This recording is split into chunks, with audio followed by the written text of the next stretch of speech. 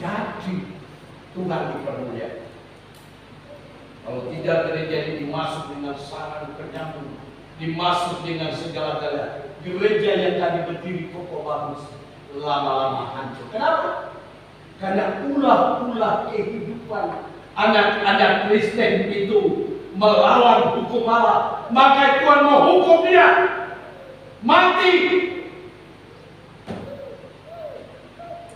Dan akhirnya kita juga ikut mati.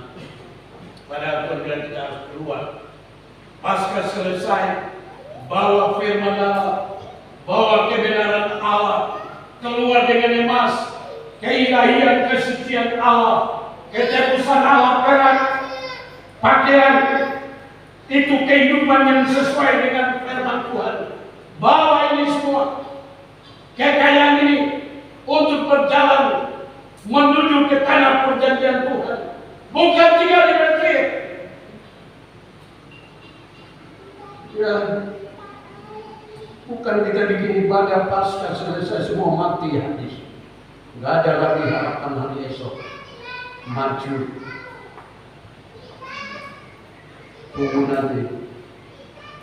Syukur kalau masih hidup. Kalau mati ya sudah kubur aja. Jadi saudara, kita harus berkata, karena mati itu ada bangkitnya. Bukan mati terus mati. Ibadah itu bukan terus mati. Kekristenan ini kalau bikin sesuatu itu hati-hati, jangan mati. Mati rohani. Kita baca Yohanes pasal 11 ayat 25-26. Sekarang kita masuk ke kebangkitan. Saya belum bisa bicara banyak karena pelajaran tentang yang mati akan sesuatu. Tadi saya baru awal saya kaget kalau menjelang masih perayaan Paskah itu orang Kristen itu mati, tidak mau beribadah lagi pada minggu depan. Apa artinya gereja itu dibuat? Apa artinya kita jadi kumpulan-kumpulan di atas pulau ini? Apa artinya? Kalau itu tidak berjalan, itu bodoh. Injil Yohanes 11 ayat 65 dan 66, firman Tuhan. Jawab Yesus, "Akulah kebangkitan dan hidup. Barang siapa percaya kepadaku, ia akan hidup walaupun ia sudah mati. Dan setiap orang yang hidup dan yang percaya kepadaku tidak akan mati selama-lamanya. Percayakah engkau akan hal ini?" Supaya kau hidup selamanya. Bukan pasca itu kemudian mati rohani seperti orang Mesir, anak-anak pejabat, lalu dan lain sebagainya masyarakat. Tetapi pasca itu supaya hidup untuk keluar berjalan di Podom, berjalan dengan kebenaran Allah, berangkat bersama Tuhan, beraktivitas. Tuhan bilang, "Aku kebangkitan, barang siapa yang percaya, dia akan hidup walaupun dia sudah mati." Dan setiap orang yang hidup dan percaya itu tidak akan mati selama-lamanya. Berarti kalau mati rohani, tidak percaya. Mungkin Paskah tidak dimanfaatkan dengan baik. Mungkin di gereja cuma, ya Tuhan Yesus, mati buat saya. Tapi tidak mau praktek, dan bulannya mati. Di dalam gereja kumpul. Tuhan Yesus, ampuni kita menyanyi kata-kata. Padahal yang ada di samping, habis selesai namanya Kristen. Model ini susah. Jadi hidupnya mati. Pagi ini kita bangkit, yang lain mati tidur. Tidak ada roh, tidak ada semangat. Saya tadi pagi kaget, orang tua saya, belum saya punya satu anak datang, "Bapak, sore mau ibadah." Saya pikir ibadah pagi. Ya, ibadah pagi Paskah. Juga Bapak, ini ada STT, ada ibadah sore TT, pesan untuk bikin ibadah di rumah. Ibadah apa? Ibadah malam penghiburan. Jadi itu nama ini saya kalau buat apa kita tanya saya menangis lagi. Coba pergi dulu. Karena kita, oh iya, jadi benar saudara. Terus sudah bikin ibadah di Sorong Kope. Terus kenapa bikin? Tapi Tete bilang mesti ibadah di rumah. Saudara, saya sebagai gembala, saya merasa jadi orang tua cuma kita dua orang tua saja, Bapak Joel, Bapak Beno, kita lain generasi masa kita. Kenapa dia tidak ke gereja? Ternyata matanya itu tidak melihat. Anak-anak kurang ajar, yang masih muda jemaat tolong supaya jadi baik urus orang tua itu. Bagaimana caranya supaya dia melihat, karena mata itu berhubungan dengan hati, sehingga hati itu bisa melihat. Gak perlu kita punya apa-apa, tapi kalau itu sudah ada dia hubungan dengan Tuhan, apalagi dia bisa urus anak-anak kerja lain. Oh jadi ini besok dia lagi, jadi anak-anak itu harus perhatikan itu. Tapi ini bagus, memang saya bilang dari istri cocok. Aku bicara sama Bapak adik-adik, dan saya bicara sebagai jemaat, karena itu jemaat yang harus mendapat pelayanan. Boleh? Kasih tahu tadi. Malam ibadah penguatan bagi Bapak. Kakek rasa mau ibadah di ya. Jadi saudara jemaat ini saya ada macam-macam banyak sekali. Ya, mungkin ada yang sampai jawab, ada yang merasa kurang, tapi marilah di sikon-sikon seperti ini saudara bisa antisipasi memahami. Percayalah para gembala itu tidak munafik. Saya kesannya jangan selalu menganggap Bapak Pendeta itu menukul kita itu. Saya mohon dijauhkan, karena saya hamba Tuhan yang hanya melayani tapi menjaga. Jadi kalau hari ini ada sahabat itu, ya. Tapi kalau sudah dilayani, perhatikan, ya. Karena saya sudah pusing sekarang, pusing karena ibadah karu-karuan. Karena umat Tuhan sedang jatuh dalam kekacauan. Umat tidak hidup dalam kebangkitan lagi. Bagaimana Roh Kudus sirami hidup kami-nya? Bagaimana dia hidup dalam memberikan korban kepada Tuhan? Bagaimana dia hidup untuk menolong satu sama lain dengan kasih karunia-Nya, menceritakan kebaikan sudah tidak ada. Sepertinya iblis masuk di sana sini, ada roh iblis, cerita suami, cerita bunuh sana, cerita ini sana. Wah, ini terjadi, saya lagi pusing Tuhan. Umat yang kau percayakan kepada saya ini, ada yang sudah tua-tua, ada yang masih muda. Tolong supaya aku aku melihat mereka, supaya jangan mereka binasa. Karena Tuhan kasih ingat saya, biasa hidup itu di hari tua itu. Biar orang itu setia dari muda, tapi kalau hari tua kita tidak layani, maka disebut hilang. Hilang itu apa artinya kita mulai dari awal, lalu hari-hari tua kita jauh dari Tuhan. Anak sudah kasih kita sore. Kenapa? Karena saya mengasihi Anda sebagai domba itu. Allah percayakan saya di gembala untuk siapa? Urus Anda umat Tuhan yang terlepas dari dosa, yang punya kasih karunia Roh Kudus, memberkati pekerjaan Sion, tahu memberi perpuluhan, tahu berkorban. Tuhan ajar saya seperti Tuhan ajar Rasul Paulus. Mereka itu harus dilayani. Kalau ada jerat, tolong buka jeratnya. Kalau ada musuh, lawan itu musuh, supaya musuh itu dikalahkan. Umat itu harus kembali dikembalakan.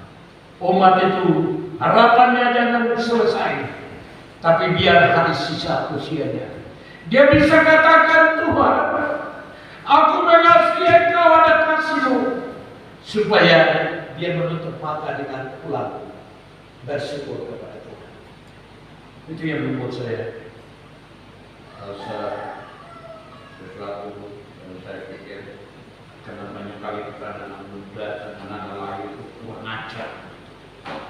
Waktu orang tua sudah mengeluh, kita pikir kita punya lebih banyak, kita lupa dia. Padahal kita lahir dari dia. Kita harus lakukan itu supaya dia memberkati kita. Setelah Yusuf, Ishak waktu hari tua dipanggil Esau, ya, karena buta, yang satu mau cari hak, ya jadi, apa berkat? Ada berkat?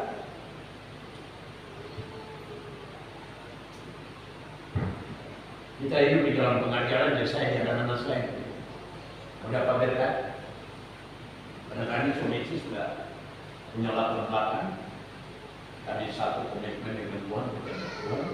Korban Kristus walaupun tadi dari berantakan, tapi kami begitu melahirkan itu hasil anak-anak kami ini, supaya mereka menjadi keluarga yang memberkati lagi orang lain. Jadi bagi saya, sesuatu bisa bagus dalam rumah itu karena hidup kita ada servis pelayanan firman, ada ajaran yang sehat, ajaran yang murni, kabar firman Allah dalam terang tabernakel tubuh Kristus, dalam terang mempelai pengajaran Allah yang disetting langsung oleh Roh Kudus.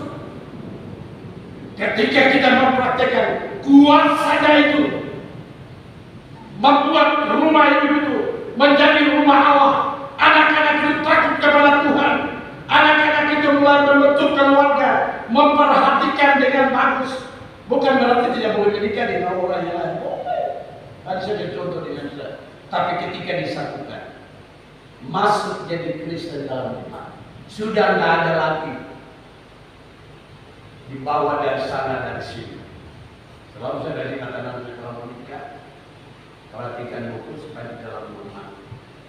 Kalau tidak, itu risiko, sabar. Jadi orang muda itu, dulu saya nikah dengan teman punya mama itu, pertemuan, ada tantangan, ada kegagalan, bertemu. Ini kabar betul. Jadi saudara, Tuhan bilang dia itu kebangkitan. Yang mati itu hidup. Kalau ada ajaran firman Allah yang tepat dan baik, dan Anda beriman kepada Dia, Anda bergantung sepenuh kepada firman Allah, maka itu ada harapan. 1 Petrus 1 ayat 3. 1 Petrus 1 ayat 3. Ada harapan.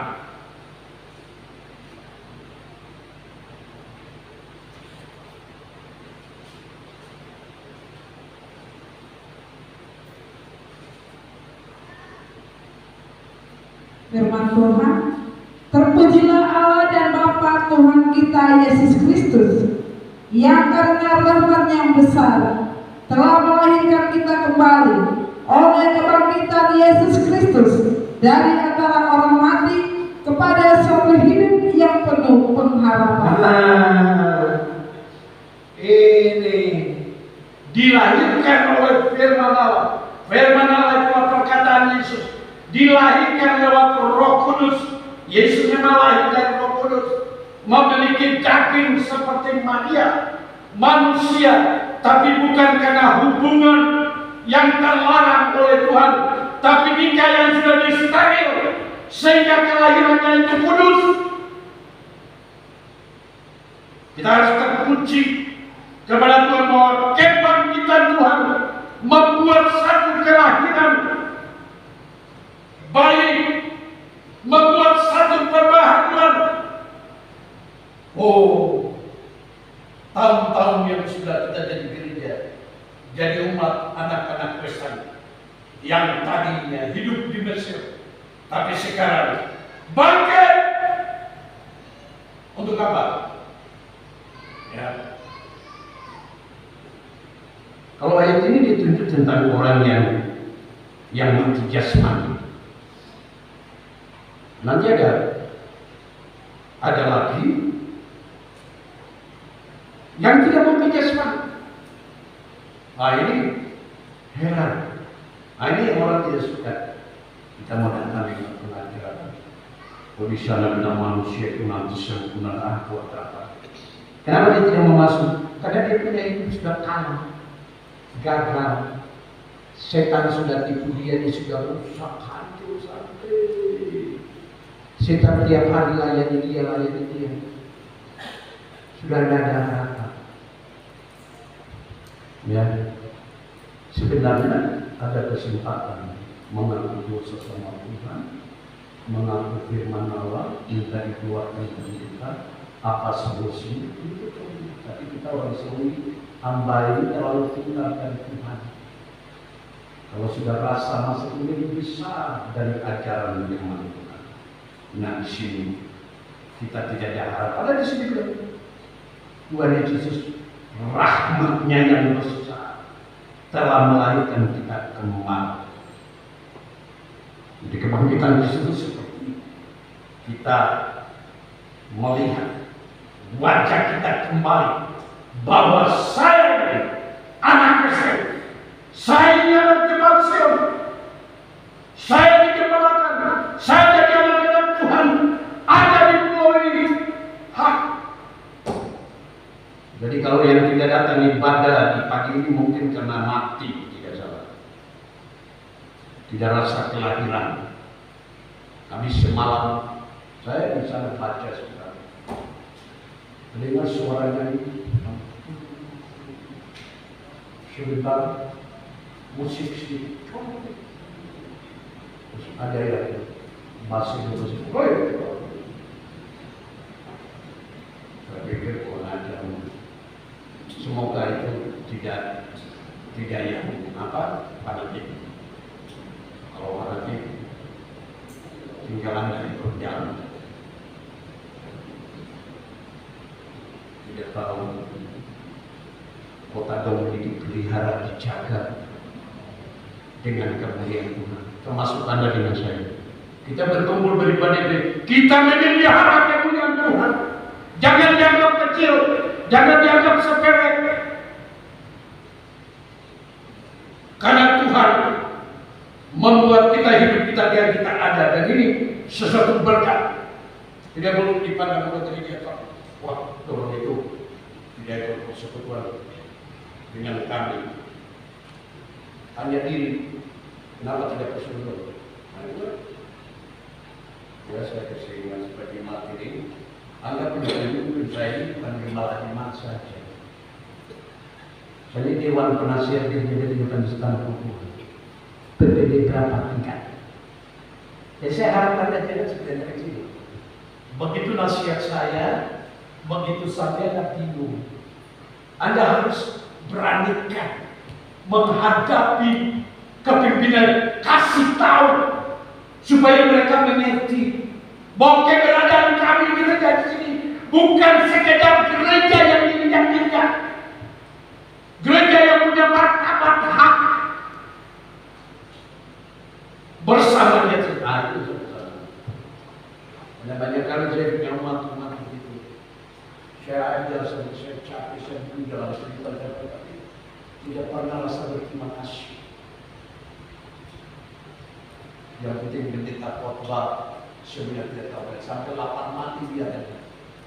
Tapi kalau orang lain yang tipu, dia bisa. Bagaimana?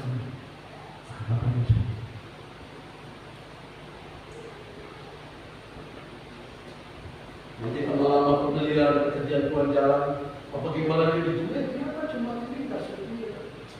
Gimana Bapak itu susah ekonomi, tidak ada kerja. Itu jemaat tidak ada kedengaran. Itu bukti bahwa Anda tidak setia di gembala. Kalau Anda setia di gembala, saya percaya doa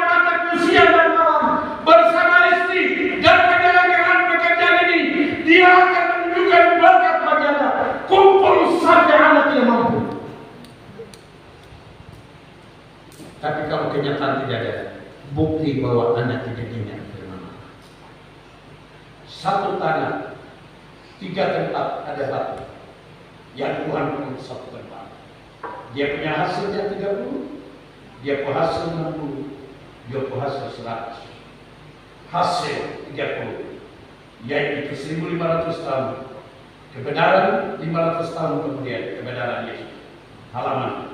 Kemudian 60, ukuran kali 50. 3000, ruangan suci sampai maha suci. Itulah memiliki kepenuhan Roh Kudus. Dan kemudian 100 adalah luas. Karena memiliki tabernakel panjang lebar. Jadi ibaratnya tanah yang seperti itu yang buat perlu ada pada Anda. Kenapa? Karena Anda terima pengajaran firman Allah, mau bertumbuh di dalamnya dengan seragam itu, maka tanah itu diberkati. Anda menikmati hidup tabernakel, Anda menikmati kebenaran Yesus, Anda menikmati kepenuhan Roh Kudus, bahkan karunia-karunia, sehingga Anda dalam gereja ini, Anda tidak banyak ribut.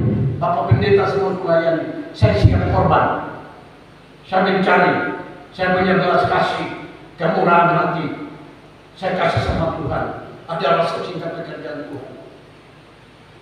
Ya. Simak itu baik-baik dalam diri Anda. Karunia apa yang Tuhan kasih? Sudahkah saya berbuat bagi gereja? Sudahkah saya berbuat bagi apa pendeta temanku? Saya korban bagi Tuhan apa tidak? Tuhan bilang miskin begini, tapi lakukan yang Tuhan mau, supaya Tuhan sangat puji. Karakter kita, kekuatan kita semakin kuat. Kita akan menjadi berkat dan kuasa Allah selalu menyertai kita. Karena hati, bukan yang tiganya itu. Percuma jadi Kristen. Dengar firman Allah, ini masalah daging hati itu siapa itu? Siapa itu? Kering. Satu lagi, ini masalah dunia ramai. Kita mau dengar firman lakukan, tapi tidak mati firman. Satu lagi, masuk gereja, tidak masuk di dalam hati. Duduk gereja karena malu dia nggak kuliah. Sementara ingat ayatnya. Begitu keluar gereja, yang satu tanya, firman tadi baru di tempat banyak. Saya lupa. Nah, itu tanah yang saya tadi. Berarti dulu di gereja itu nggak mau terima firman Allah. Pendetanya khotbah dia seperti dia tutup. Pendeta khotbah kabar mulai, firman Allah kita disebut dulu. Pendeta itu saya itu, jadi nggak disebut lagi. Sampai pulang aja sama pendeta.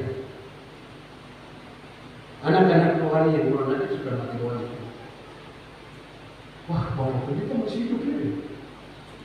Ya karena saya habiskan saya begitu. Saya menyucikan diri Tuhan. Aku tidak mau kerja untuk berkata. Dia jadi bilang besok tidak ada dosa. Tapi aku setia lihat kenapa bapak pendeta itu masih setia. Menurut saya itu baru jadi anak sekolah muda jadi pemuda sudah nggak setia. Koreksi diri. Anda darwani saya paling mengajar lagi. Diajar mau diambil mau tidak. Dan ya Tuhan menolong kota Sorong dan Bali. Bisa tata semua. Supaya generasi GBGT Poli tetap jangan roh yang sama, roh pengajaran yang benar dari diri muda, kegiatan perjalanan misinya tepat sasaran dengan induk berjalan karakter kerja menurut kehendak Allah. Kita akan selamat di perjalanan. Kalau kapal ini dia berjalan, red itu begitu banyak, tapi ada jumudi yang tepat, maka angin hitam gelap, ada kompas. Dari mana kompas ya? Kalau jalan, kompas penyelamat. Tenang aja, pasti sampai. Kalau doa saya begitu. Tuhan, kau berikan kerajaan-Mu, kepimpinan dan sambil ngurus kau Bapa ini. Kalau ini datang dan Tuhan, aku serahkan kepada Tuhan. Aku berikan harapan kepada kalian. Maju dan semangat.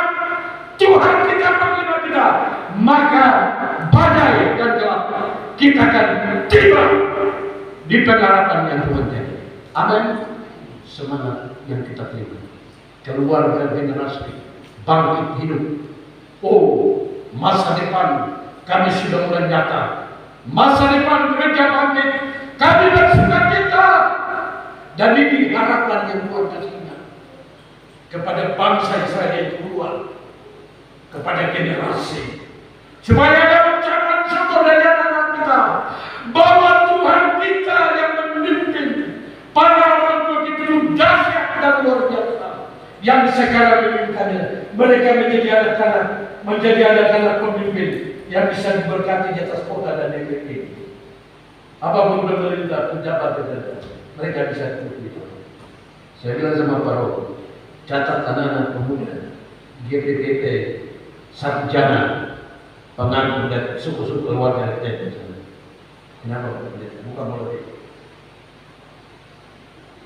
Gereja Betel lebih sedia diurus bagus lagi. Generasi sudah kelabakan. Kalau Anda melihat mereka dalam semangat mabuk dosa, Anda melihat saya nangis. Kalau boleh, generasi ini dia akan melihat sebuah rumah yang jelas, dia akan melihat semangat yang bagus. Kemudian iblis dijauhkan, diurapi oleh Tuhan, lalu kemudian dia menjadi berkat membangun kota Sol, kota minyak urapan roh Allah, minyak api Pentakosta untuk memberkati tanah ini, memberkati pemerintah ini, karena Tuhan sedang berkenan dengan kehidupan daripada bangsa Israel, anak-anak Tuhan. Ingat aja, yang satu hal menghubungkan, tapi satu bangsa justru dilindungi, diberkati.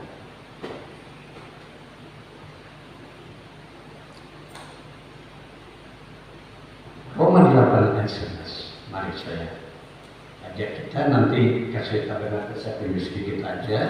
Kalau ada simpan di kepala saya mau titik saja. Titik 1 untuk mesbah korban bakaran, titik 1 untuk ruangan suci masjid, supaya dua pemahaman ini kita mengerti dalam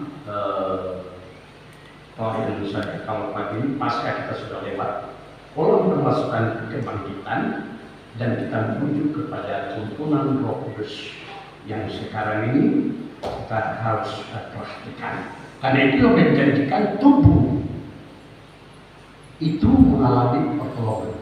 Baca Roma 8 ayat 11. Dan jika roh Dia yang telah membangkitkan Yesus dari antara orang mati diam di dalam kamu, maka Ia yang telah membangkitkan Kristus Yesus dari orang mati, dari antara orang mati, akan menghidupkan juga tubuhmu yang fana itu oleh Roh-Nya yang diam di dalam kamu. Ya, jadi kalau tadi Yesus bicara tentang Lazarus yang mati memang bangkit.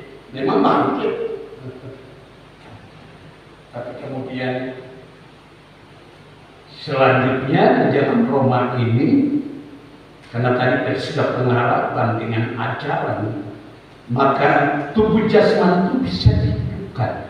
Kenapa? Karena Roh Tuhan, ajaran itu firman menyatu dan tinggal dalam kehidupan kita, menyucikan kita, memberikan harapan, sehingga hidup bukan untuk sombong, hidup untuk menyatakan Tuhan, hidup menyatakan bagaimana Tuhan punya kehendak. Ini orang yang nanti dia hidup, Kristen yang berhasil, dan dia tahu persis, karena Tuhan Yesus dibilang Roh Kudus, kau lanjutkan. Lalu dia datang, tidak tahu kamu bahwa kamu adalah rumah Allah. Aku diam.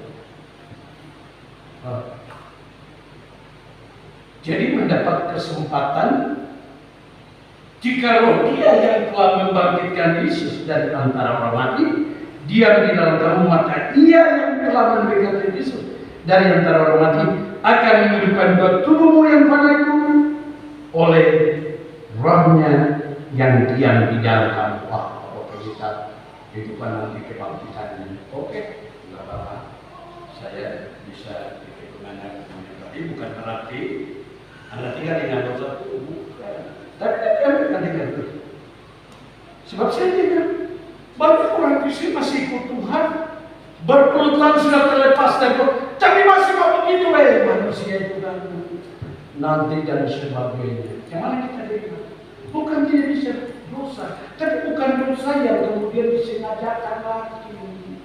Gila. Kalau saya jadi pendeta sengaja terus berzina, sehingga dikeluarkan dari gereja, nggak ada tugas menyesal, itu sudah tidak usah ulang lagi. Itu bergereja. Kalau Anda sudah ditolong, jaga jangan ulang lagi. Berontak melawan, stop. Minta supaya diberikan apa yang engkau lakukan, supaya engkau Tuhan pakai. Ya, jadi dia membangkitkan Yesus yang mati, dia juga bangkitkan engkau waktu engkau mati dan kebakaran. Jadi memang luar biasa.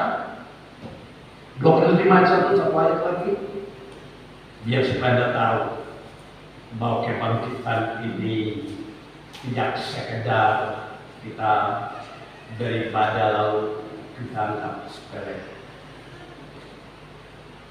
Ini masih manusia yang jasmani, kan banyak barang pemimpin.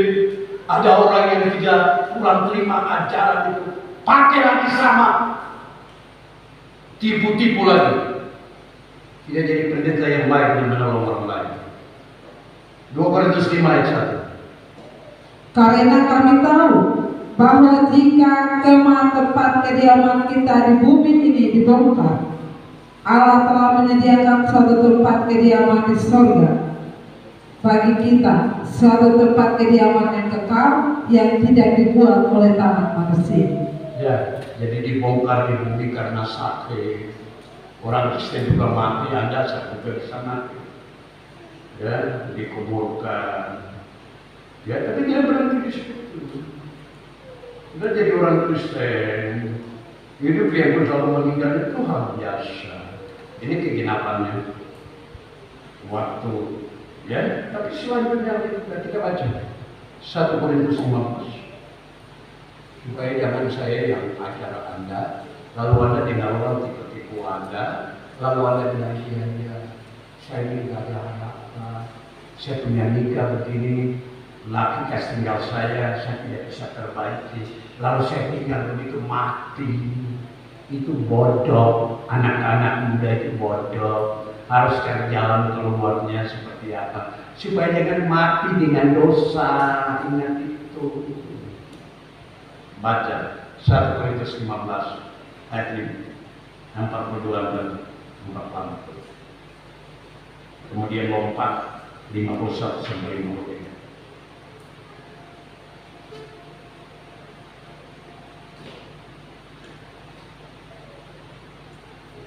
1 Korintus pasal 15 ayat 42 sampai 44, firman Tuhan. Demikianlah pula halnya kerajaan. Kami ulang. Demikianlah pula halnya dengan kebangkitan orang mati. Ditaburkan dalam kebinasaan, dibangkitkan dalam ketidakbinasaan. Ditaburkan dalam kehinaan, dibangkitkan dalam kemuliaan. Ditaburkan dalam kelemahan, dibangkitkan dalam kekuatan. Yang ditaburkan adalah tubuh alamiah, yang dibangkitkan adalah tubuh rohania. Jika ada tubuh alamiah, maka ada pula tubuh rohania. 51 sampai 53. Sesungguhnya aku menyatakan kepadamu suatu rahasia. Rahasia, perhatikan, rahasia. Kita tidak akan mati semuanya, tetapi kita semuanya akan diubah dalam sekejap mata, pada waktu bunyi nafiri yang terakhir. Sebab nafiri akan berbunyi dan orang-orang mati akan dibangkitkan dalam keadaan yang tidak dapat binasa, dan kita semua akan diubah.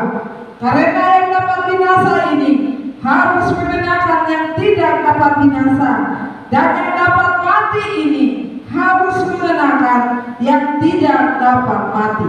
1 Tesalonika 5 ayat 23, tambah satu lagi. Biar jadi 2 saksi. Ada 3 itu berarti Alkitab itu benar. Iman saya ini pasti benar. Saya tidak seperti Yesus. Engkau mati bangkit, tapi kebesaranmu besar. Waktu engkau janji saya hidup, saya akan dijaga sampai engkau datang, dan saya menuju perubahan yang besar. Itu tidak ada yang mustahil. Jangan dikurangi oleh setan dan tipu Anda. Anda boleh jalan, Anda sudah mengalami banyak cacat, tapi kalau Tuhan sudah tolong, pegang dan itu. Salah satu ayat 45 ayat 23. Semoga Allah damai sejahtera menguduskan kamu seluruhnya, dan semoga roh, jiwa, dan tubuhmu terpelihara sempurna dengan tak bercacat pada kedatangan Yesus Kristus Tuhan kita. Nah, untuk apa? Diobatkan. Kenapa kita harus ke gereja suami istri? Kenapa anak-anak kita tabiskan mulai? Karena ada harapan. Tuhan itu akan mengubah kami punya hidup keluarga, mengubah anak-anak saya. Tuhan akan mengubah nasib saya, Bapak Badarada. Kami ada di kota ini. Kami akan melihat pengharapan yang Tuhan buat. Di situ kami punya Yesus. Di situ kami hidup dengan senang. Ini janji Tuhan kepada kita, terutama untuk kita. Saya yang korban kepada adik-adik dan semua. Ini bukan janji sembarang, janji bagi kita yang punya Kristen.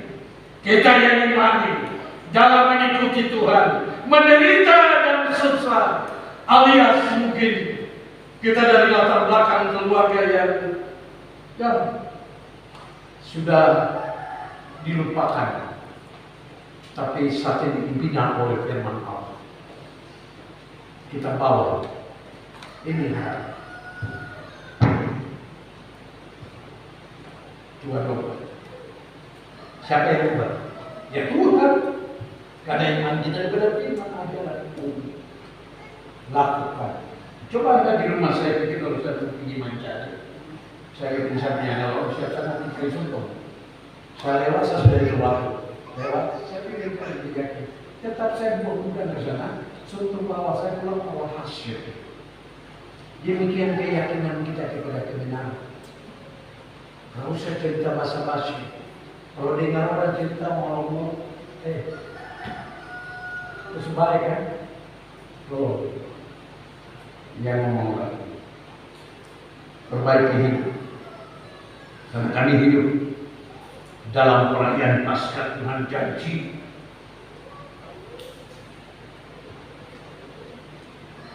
Ini Paskahnya.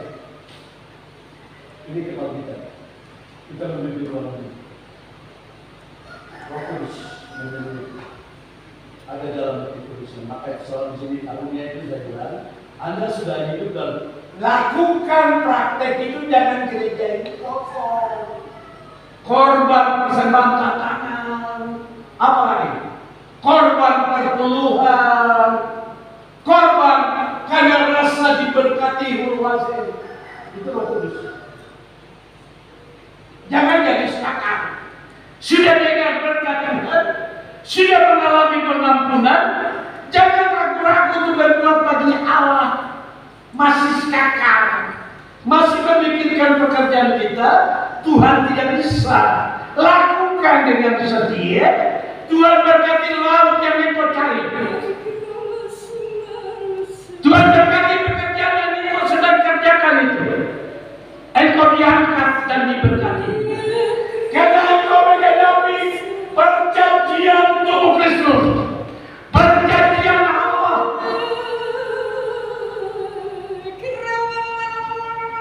Kita dijadikan milik Allah untuk diamalkan, untuk mengalami nasib yang sementara dunia mencuri. Orang-orang lain merasa hebat, dia tidak peduli Tuhan, tapi Anda setia di Tuhan. Anda ingin melayani Roh Kudus.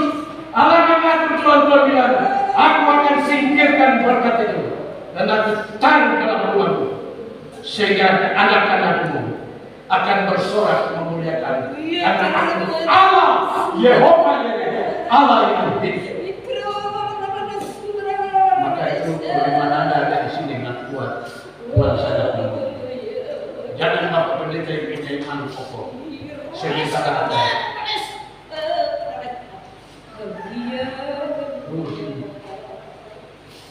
Kalau boleh saya menyala, apalagi Anda yang sudah dipenuhi Roh Kudus, hati kita lewatlah. Gubernur sudah bilang, Anda punya reaksi luar biasa. Menciptakan persekutuan. Jangan dengar orang lain berkorban, mengharapkan dari dunia ini sebagai anak Tuhan sudah berkorban. Jadi kemuliaan Tuhan. Tuhan bilang Tuhan akan memberkati tanah ini. Hujannya akan turun dan kita akan menikmati berkat, menjadi umat Tuhan yang dipandang dan dilihat dan dikagumi sebab Allah di atas kehidupan kita.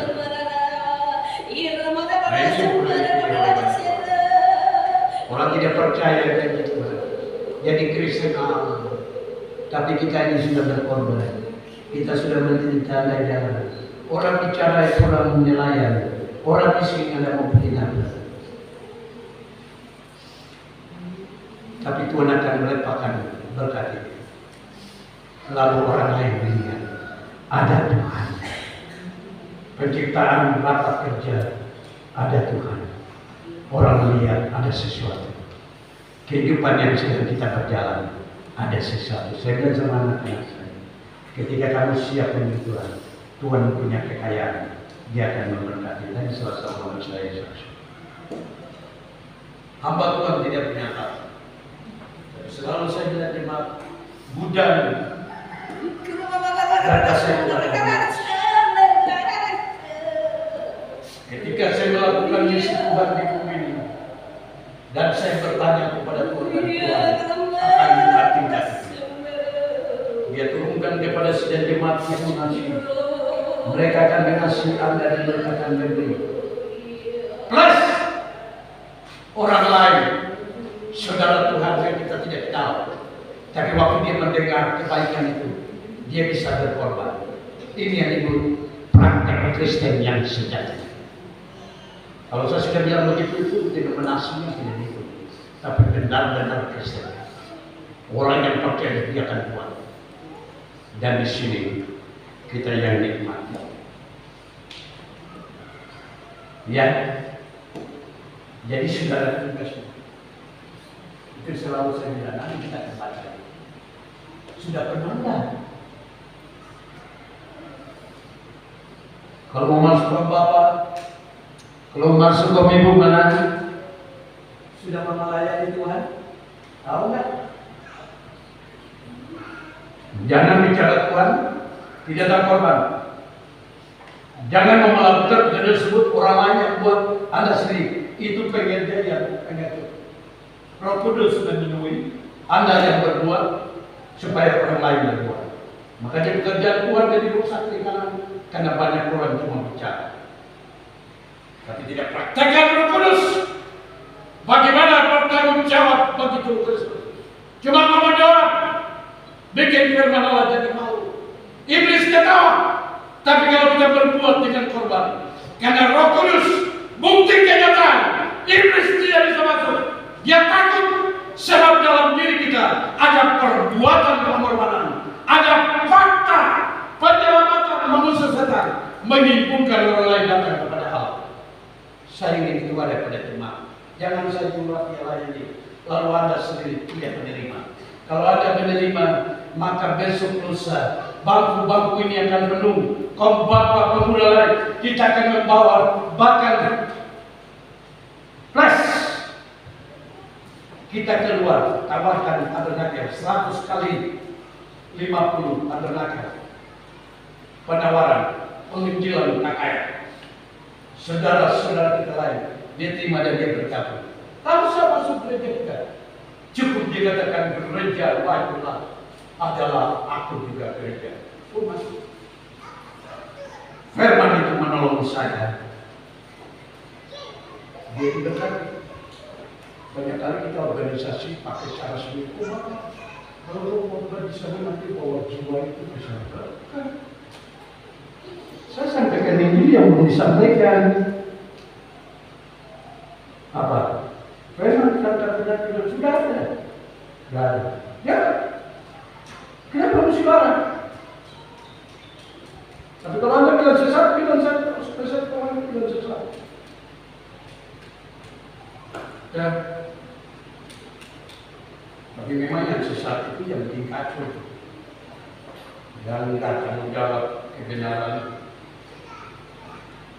berubah-ubah kebenaran, sudah tahu kebenaran tapi menyimpang, menipu. Ada pendeta khotbah, tapi bukan ikut ajaran firman Allah, ikut penyembahan salah. Setan kasih tunjuk dia, begini itu begini, doa begini. Ini banyak sampai diberitahu orang manusia. Tapi kenyataan gak ada perubahan. Hamba Tuhan itu hati-hati, jangan ada kami bilang dia sebut nama Tuhan. Jangan. Allah kasih dia penjaga. Tapi karena dia tidak perhatikan aturan pengajaran Roh Kudus, tumpangan tangan, pengajaran untuk pembangunan tubuh, pengajaran peperangan, karena dia tidak perhatikan, dia melawan, maka roh lain yang masuk padanya, lalu dia menganggap itu betul, lalu dia kerja, dia membawa Anda ikut pada pendeta yang seperti itu, dia akan menuju binasa. Ya, kalau Anda sudah tahu dia tipu, dia layani firman tapi dia tidak pakai ini, yang itu sudah. Ini kita sesat. Saya itu betul tapi kita bukan tapi dia sesat. Supaya saya bisa menyadari, jangan sampai saya jadi penyesat. Kalau orang bilang firmannya sesat, tidak apa-apa. Karena nanti dia beresiko dengan firman. Yang penting saya ajar. Jadi saudara, ini janji. Sudah bagi kita, ini janji apa? Ya, peranan Roh Kudus. Ini. Jadi kebangkitan ini bangkitkan Roh Kudus. Nah, ini luar biasa. Sehingga hidup kita mulai mengerti tubuh. Suami mengasihi istri, anak-anak, mengerti pekerjaan Tuhan. Oh, harus dikerjakan karena di dalam itu ada anak Tuhan, bukan anak iblis. Ada suku-suku itu perlu dirawat dengan baik. Bukan sekarang yang saya lihat gereja pendeta pegang babat saja. Oh, orang Jawa. Oh, ini orangnya GPT. Oh, orang ini Papua. Orang ini tidak lihat karya Roh Kudus. Karya Roh Kudus itu besar. Bukan saja tumpang tangan. Itu perjalanan gereja beberapa tahun dalam satu jubilee pertama. Yang sekarang pengajaran itu datang. Firman Allah membangun, mengangkat semangat supaya diri itu lepas menuju itu kudus dengan peperangan. Kalau saya lakukan 3 manifestasi ini, saya ingat dulu ayah saya dengan generasi saya, sepertinya mereka sudah melakukan tugas Roh Kudus, penumpangan tangan dan juga perang iblis, sehingga daerah-daerah kita generasi tahu bahwa ada setan, ada iblis dikalahkan karena iman mereka yang kokoh bisa mengusir. Mereka bisa tahu itu ada iblis. Ya, apalagi walaupun kita pendeta, Jonathan kita pindah ke Jolo, tahun 1948 dan seterusnya. Saya jadi ingat ceritanya bagaimana ditodong dia jejak waktu itu. Dia temukan yang sekarang ada di, wah ada setan sana, ada iblis di sana. Dia temukan, dia patahkan dulu. Sampai orang Indonesia di Mansuder bilang, saya tangan semua. Sekarang sejarah gereja ini kumpul-kumpul namanya Pantekosta. Pantekosta nggak tahu sejarah. Tapi mungkin pemerintah kami Pantekosta pertama yang ada program omong kosong bertobat cepat.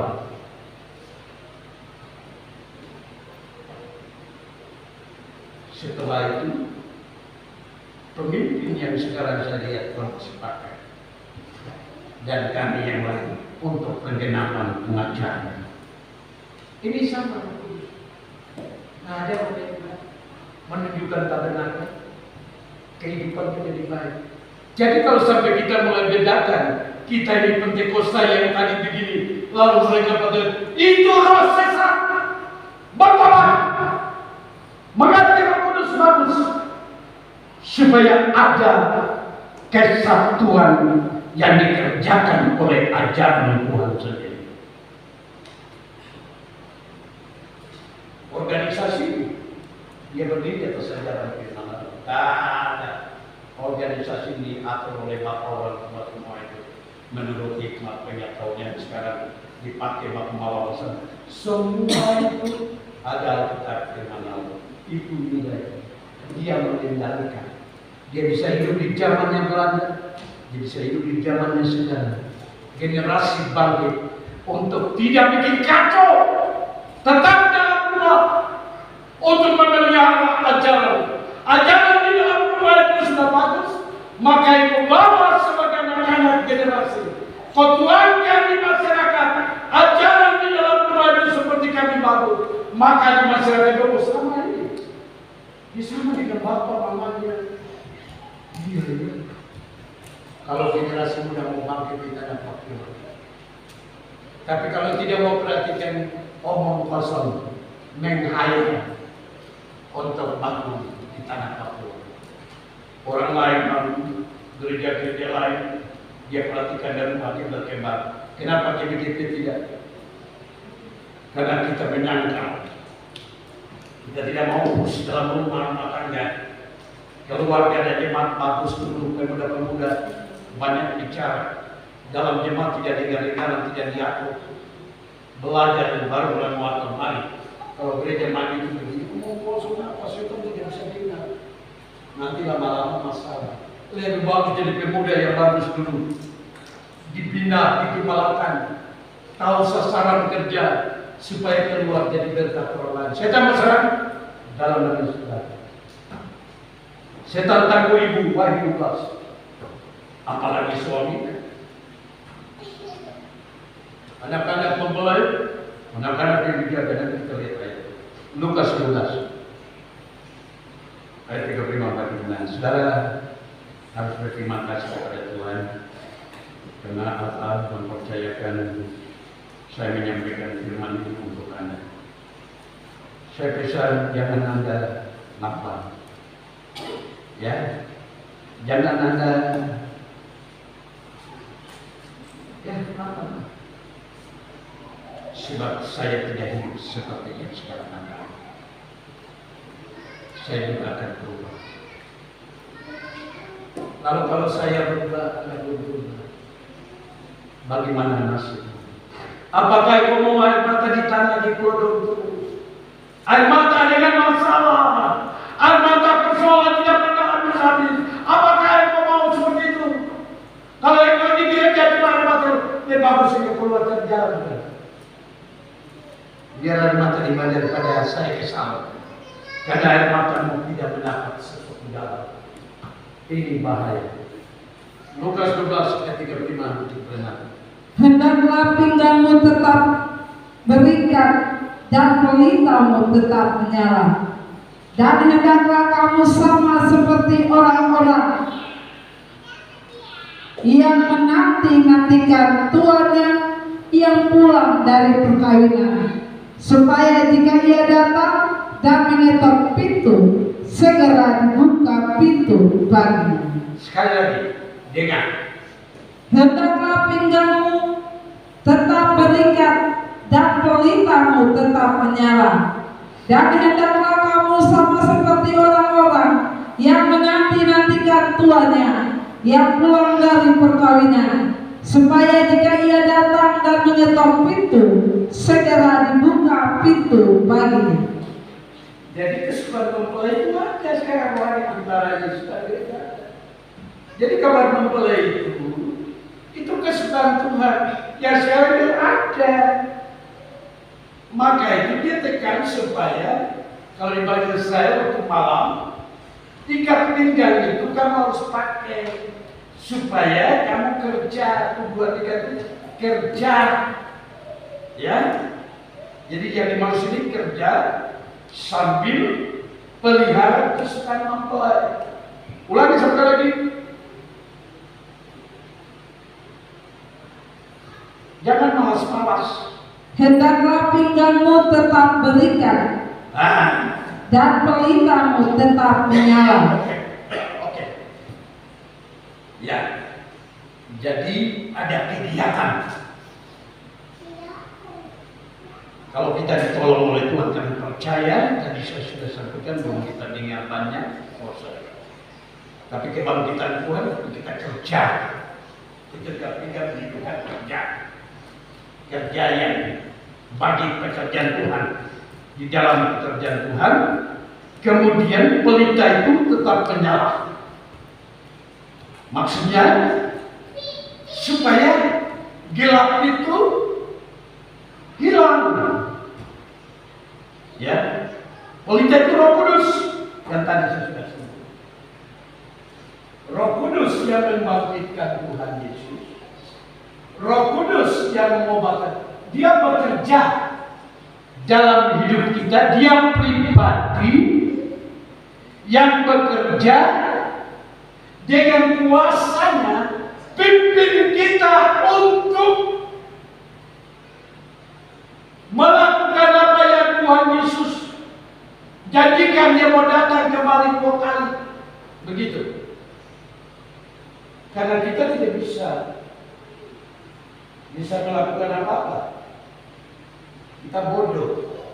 Mata kita tidak bisa kenal kehendak Allah kecuali Roh Kudus.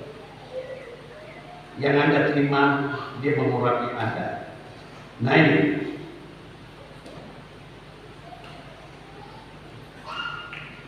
supaya terang. Kalau di dalam ini pelita terang. Sedangkan kita sudah tabernakel ini dipenuhkan Roh Kudus di sini. Lalu di sini Roh Kudus dengan kuasanya. Karena beda firman Allah dengan kuasa kehidupannya di sini doa sembahyang penyembahan yang bukan doa kacang-kacangan, doa yang langsung kenal Tuhan Yesus, menyembah Allah, doa yang punya hasil, bukan doa yang kemudian ngomong-ngomong semua. Doa tak kelihatan jawab-jawab. Nah ini doa model berupa diperiksa. Doa belum beres-beres. Belajar doa banyak supaya bersabar, berdoa. Memang ada doa terus cepat atau ngantuk-ngantuk tidur banyak. Kalau saya dinamisnya selalu bisa. Kalau tidak berdoa rasanya walaupun waktu sedikit. Tapi kalau banyak umat ya tidur aja. Karena rasa hubungan dengan Tuhan. Tapi kalau orang selalu ada hubungan dengan Tuhan, akhirnya di pangkuan Tuhan, senyum Tuhan bicara melalui hati roh, airnya Tuhan, sehingga melihat tembus rencana Tuhan. Karena Yesus sudah mati korban, di sini sudah jatuh karena peristiwa dalam cerita Injil Markus itu hadirnya dia sudah jatuh terus. Jadi orang yang ada di dalam tuntunan Roh Kudus, apalagi dalam doa, dia langsung kenal rencana 4 sudi, rencana Allah bagi umat manusia. Salah satu sekarang Anda mendengar firman Allah. Itu keilmuan kepada Anda terima saudara, supaya Anda mendapat perubahan. Tapi kalau Anda tidak terima juga, oke, nggak apa-apa. Tapi saya lihat Anda bikin dosa sampai lewat dan sadar, keluar dari diri. Karena saya capek melayani Tuhan. Ya kata saya kalau Bapak menyanyi, saya bersyukur hari tua. Kalau Bapak sebenarnya, karena saya sama dengan mereka. Apa dia kalau lelaki saya layani, melihat istri yang ada kemudian Bapak itu saya senang. Karena kita hari laki-laki yang tua, kita kerja banyak, kita mencari banyak keringat, banyak rasa. Mari dekat dengan Tuhan. Tahun ini kami bekerja apa kita? Kasihlah apa yang dikasih kepada kami. Kami mau mengasihi. Tuhan kita kau Bapa yang sangat mengasihi Tuhan. Maka Allah akan memberkati rumah tanggamu. Allah akan memberkati istri rumahmu dengan sukacita. Tuhan bilang sama Petrus, apakah engkau bisa sendiri? Karena Petrus dan teman-teman sibuk dan mencari untuk keluarga. Oh Bapak, saya senang mereka mulai bangkit, mau melayani Tuhan. Bapak-bapak muda-muda pun sama Bapak Pendeta, supaya ibu-ibu yang kemarin dekatku, bapak-bapak, sudah kira yang bapaknya kurang setia mungkin ke saya.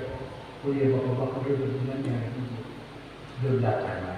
Jadi bapak-bapak petugas tahu, dan nanti cari bapak-bapak yang lain. Saya sudah berprepare supaya kita temukan lagi. Karena minggu terakhir kita harus ngomong bagaimana kita ke sana. Ya singgah itu, mereka jawab, kita jawab. Ibu-ibu, bapak-bapak harus maju, supaya kalau bapak-bapak harus maju, beda ini, wajib, jangan pakai semuanya. Kamu itu rasa ini, stop. Anda harus bangga bahwa suami saya ada di gereja. Anda harus bangga bahwa suami saya mulai mengasihi Tuhan. Anda semakin benar. Ibu dulu belajar apa yang saya sampaikan. Kalau sekarang belum bisa berdoa, lakukan yang Tuhan mau. Sehingga nanti suami oh kenapa? Hari itu begitu kan? Ya, kalau tidak lakukan untuk kita ini anak-anak kita ini tidak diberi. Oh begitu kan? Wah, kalau begitu saya juga harus berbuat supaya kami diberkati, pekerjaan Tuhan diberkati, anak cucu kita diberkati, karena ini janji Tuhan. Sebab itu Tuhan belajar menyukai kita kan Bapak. Saya sudah pribadi itu di kalangan kita saja. Karena kita menyukai kita kan Roh Kudus, maka kita tidak pernah melihat apa yang Tuhan tunjuk untuk kita kerjakan. Sudah tidak ada. Ya.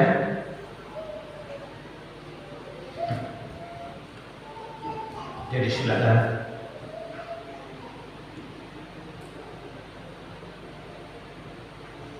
kita sudah melewati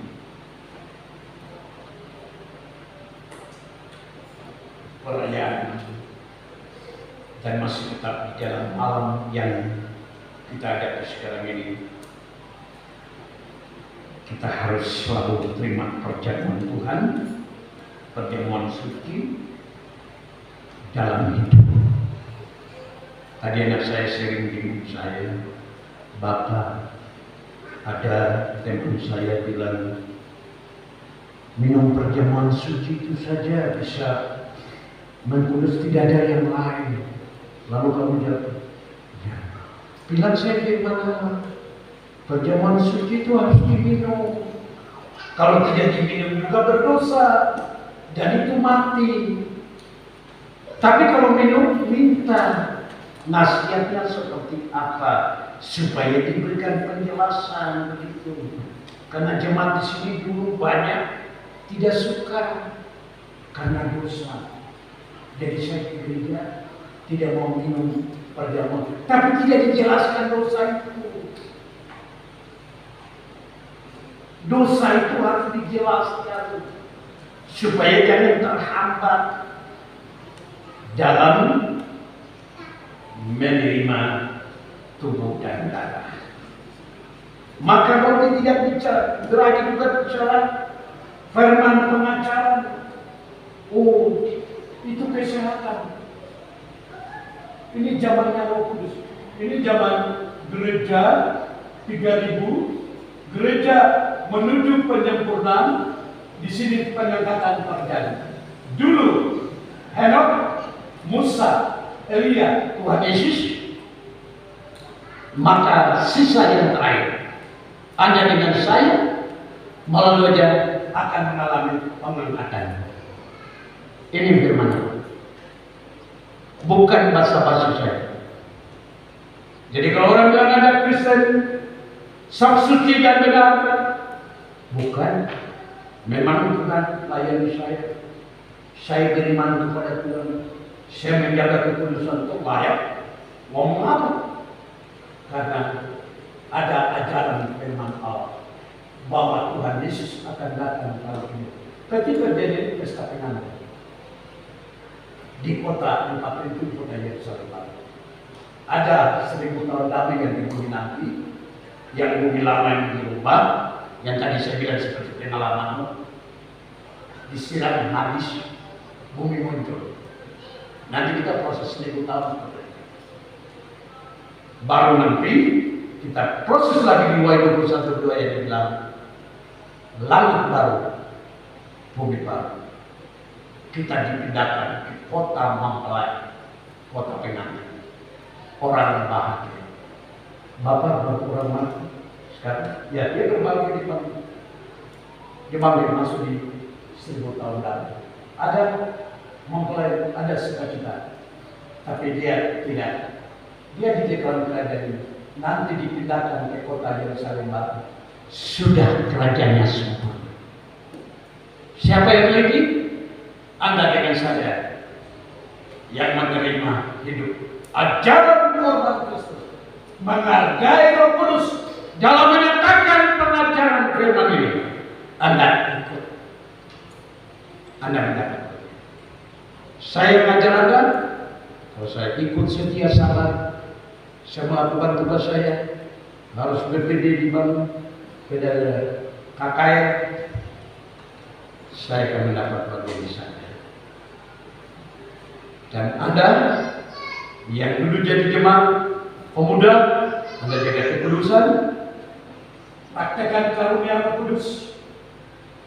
Selain buah-buahnya, pelayanan-pelayanan, perbuatan Bapa yang baik, kasih harus dibuat, jangan ngomong.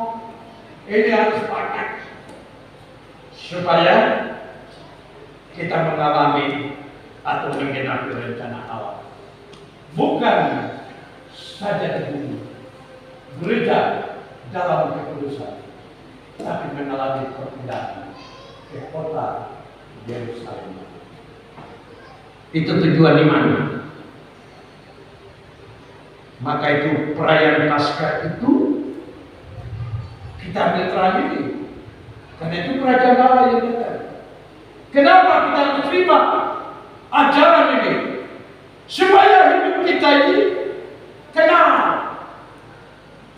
Tapi kalau Anda tidak mau masuk gereja, cuma dulu saya tahu firman Allah, saya yang dulu. Kenapa sekarang persoalan tidak bisa selesai?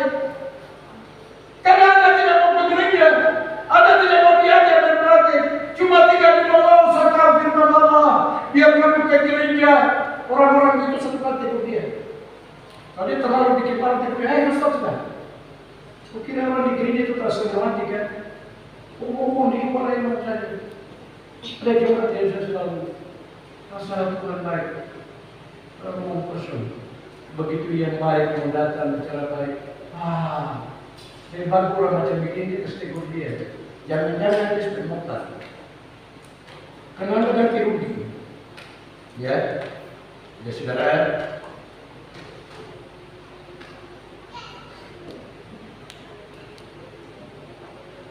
Tuhan ingin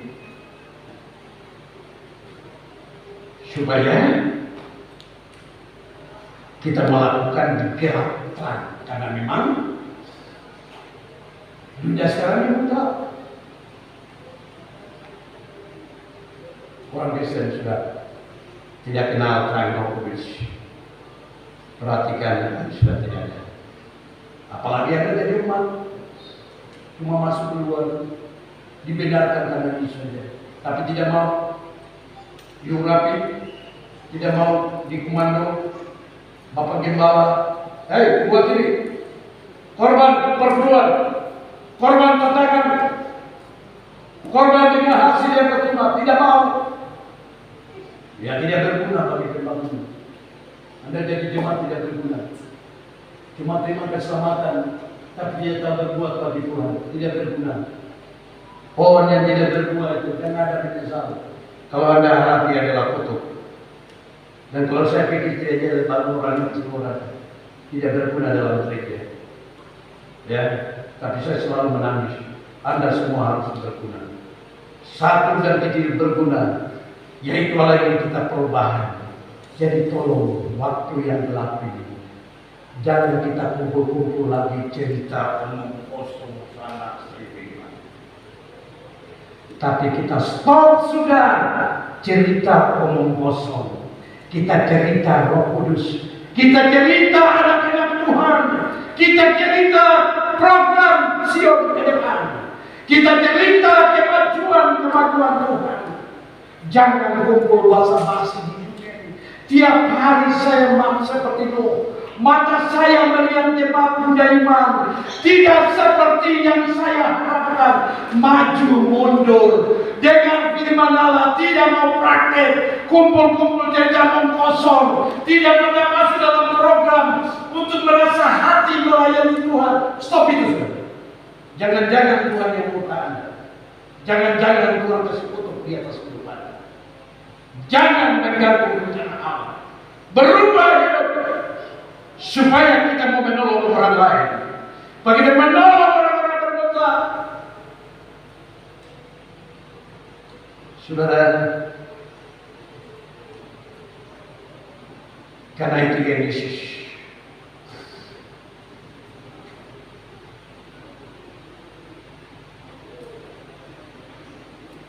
kasih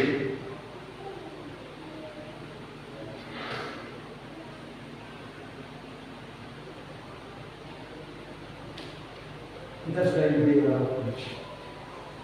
Kebangkitan tubuh kita perlu makanan. Jangan mampat. Keluaran 12:9 dibaca. Saya pesan supaya perayaan Paskah yang kita kebangkitan ini jangan kita kembali ke Mesir. Sudah ada program gereja kau Bapak, kau Minggu, kegiatan ke depan, maju. Kalau tidak ini tanya Bapak Klasis, Bapak Gembala, kami komisi, kami bentuk, kami kerjakan apa? Tanya supaya dikasih kerajaan ini. Anda kerjakan. Keluaran 12:9. Janganlah kamu memakannya mentah atau direbus dalam air, hanya dipanggang di api, lengkap dengan kepalanya dan betisnya dan isi perutnya. Api itu bicara Roh Kudus. Kepala itu pikiran, harus dipimpin Roh Kudus. Kaki itu harus dibakar oleh Roh Kudus. Isi hati perut dibakar Roh Kudus. Ini manusia yang Allah kerjakan pada zaman Israel dalam kelepasan itu. Artinya, kalau sudah makan makanan berkat, jangan kembali ke kesukaan dunia yang membinasakan. Hari Minggu dengar firman Allah, disucikan, praktek, pulang ke sana, bodoh-bodoh lagi, ikut sana, ikut sini, bicara dosa, tidak pernah bicara perkembangan, bicara kekurangan, gak pernah datang ke gereja Bapak Pendeta. Saya punya kekurangan ini Tuhan, pokok bisa terada. Nanti geber di luar, nanti di jemaat, saudara stop dari rumah saya ke sana. Kalau saya, Anda yang manusia, Anda keluar. Tuhan sedang melayani kita untuk disucikan. Baca perjamuan kudus. 1 Korintus 11 ayat 17 sampai 13. Karena saya sayang Anda, Roh Kudus sayang Anda, sudah mengurapi kita supaya Dia menjadikan kita menjadi terang di tengah gelap. Dia menjadikan kita hidup dengan kuasanya karena ajaran. 1 Korintus 11 17 sampai 34, tapi kita baca ayat 27 saja. Oke. Sudah jam 12. 1 Korintus 11 ayat 17. Masa saya harus berakhir. Dalam peraturan-peraturan yang berikut, aku tidak dapat memuji kamu, sebab pertemuan-pertemuanmu tidak mendatangkan kebaikan, tetapi mendatangkan keburukan. Nah, saya jawab anak saya tadi, ada 3 mungkin. Kalau makan tidak layak itu akibatnya sakit dan mati. Anda pernah makan merasa sakit mati? Karena tidak beres. Tidak mau berdosa, tidak mau selesaikan dengan orang, maka Anda penyakit. Coba kasih selesai. Ayat 27.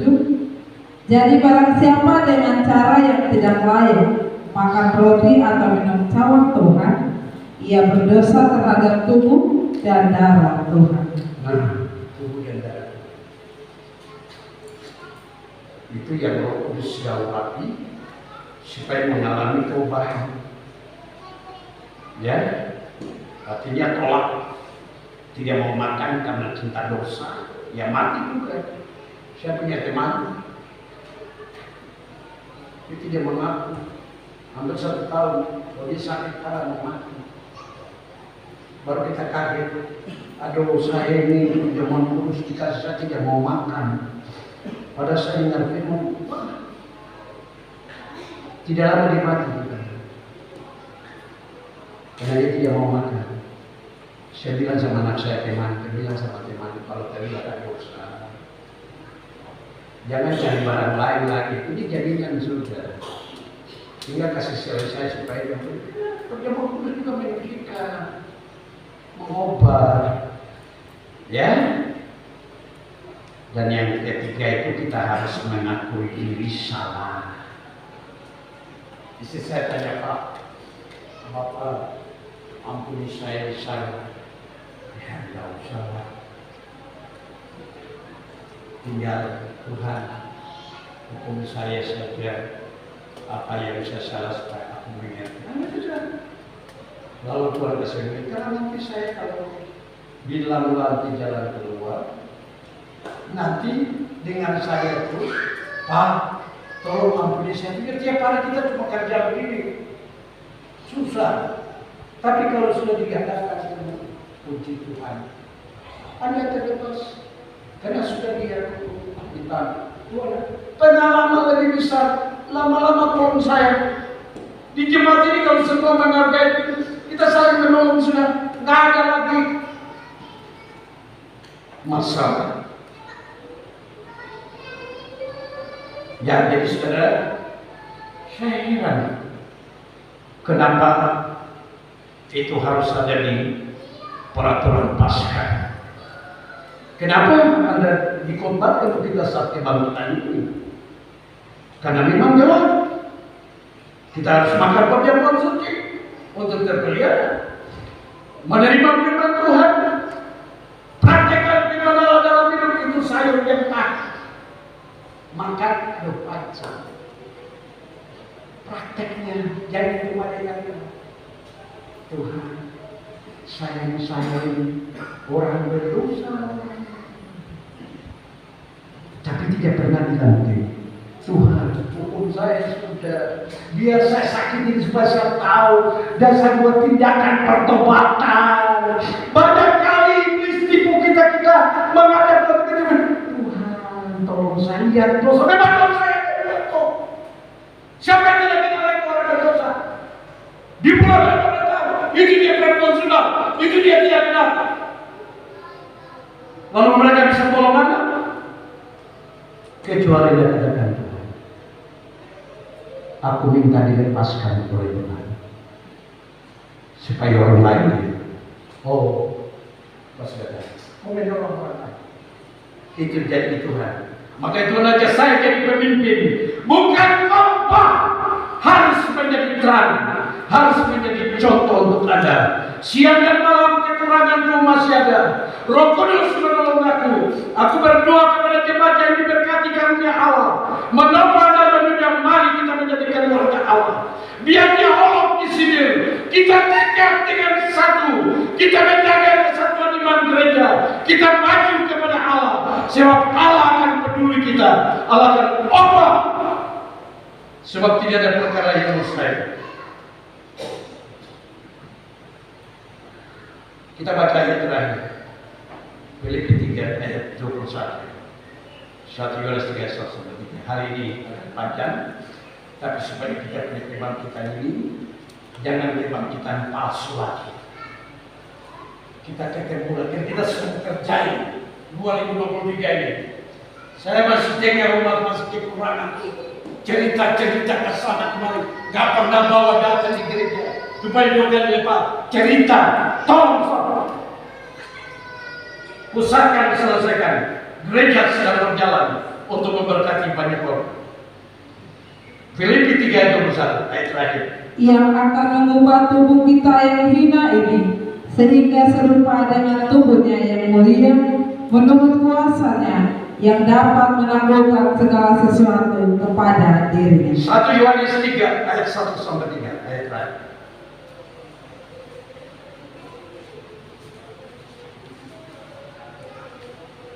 1 Yohanes 3 ayat 1-3. Ya.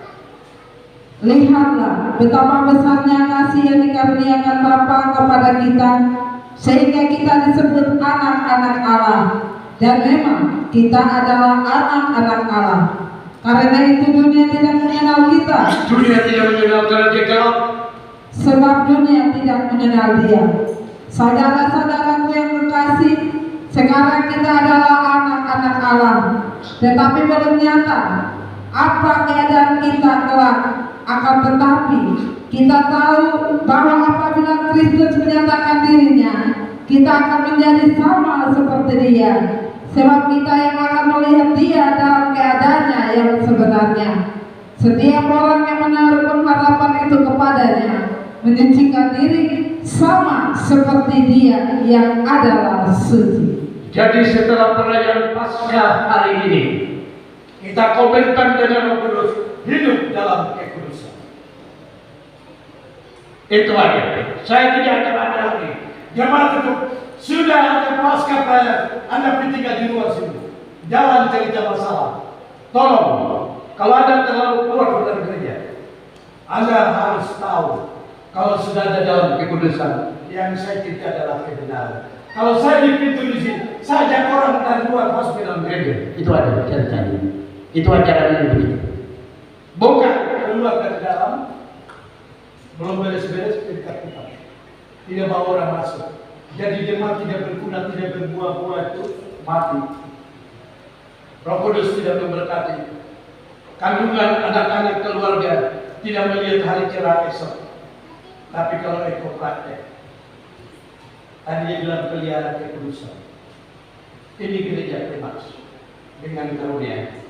Nanti dia datang, dia upakan.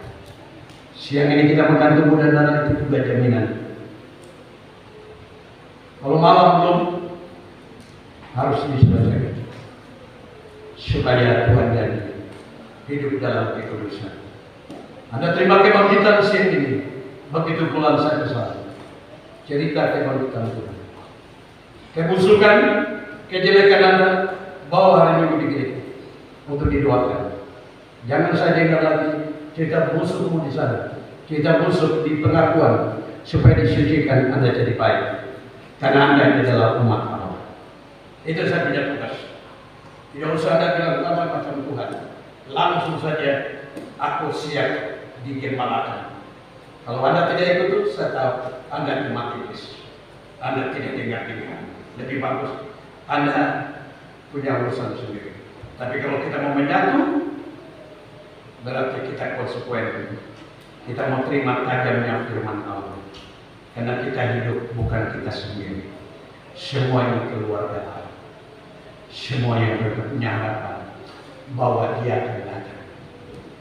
Saya hidup satu, saya akan naik ke surga. Amin. Siapa yang hidup satu besar? Yang kerja nanti. Saya kasih contoh terakhir. Kalau kita menanti, anak-anak saya dulu kalau bapak pergi di laut, kalau menanti dia pasti tidur.